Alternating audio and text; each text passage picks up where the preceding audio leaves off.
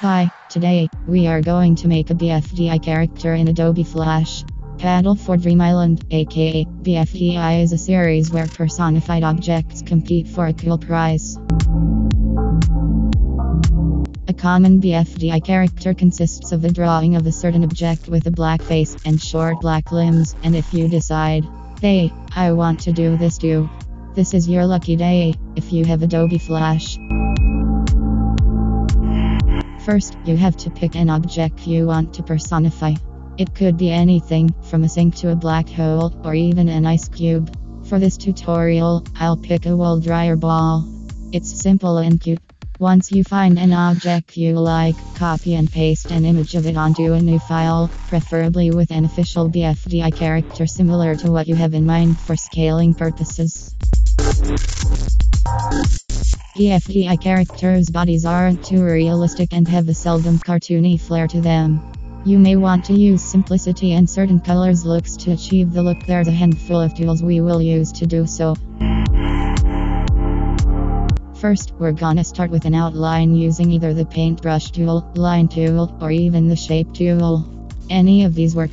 BFDI uses the brush size 4 for outlines, so we'll use that.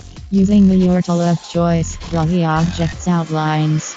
I also recommend using bright colors at first so it's easier to see. Since I'm making a dryer ball, I'll use the ellipse tool to make a circle. If you want to stretch parts of your shape, click and drag on it, like I am. After that, select it and convert the object to a symbol with F8, then double-click to edit it. If your object has different elements to it, use layers and draw the outlines of those elements too, if needed. When you're done with your outlines, you can color your drawing.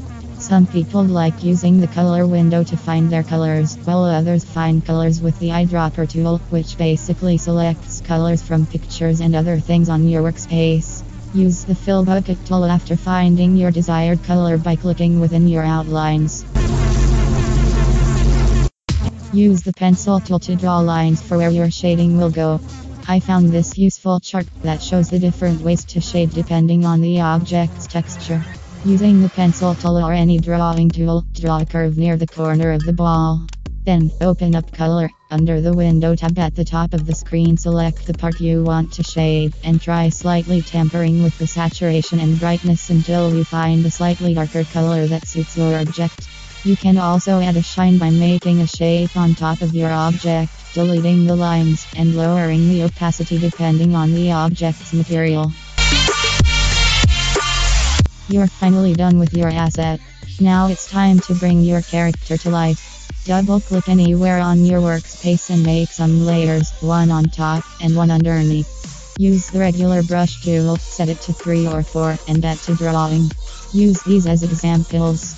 Most faces consist of 2 chunky ovals for eyes, a line or 2 to represent eyelids and slash or brows, and a mouth made from lines and semicircles.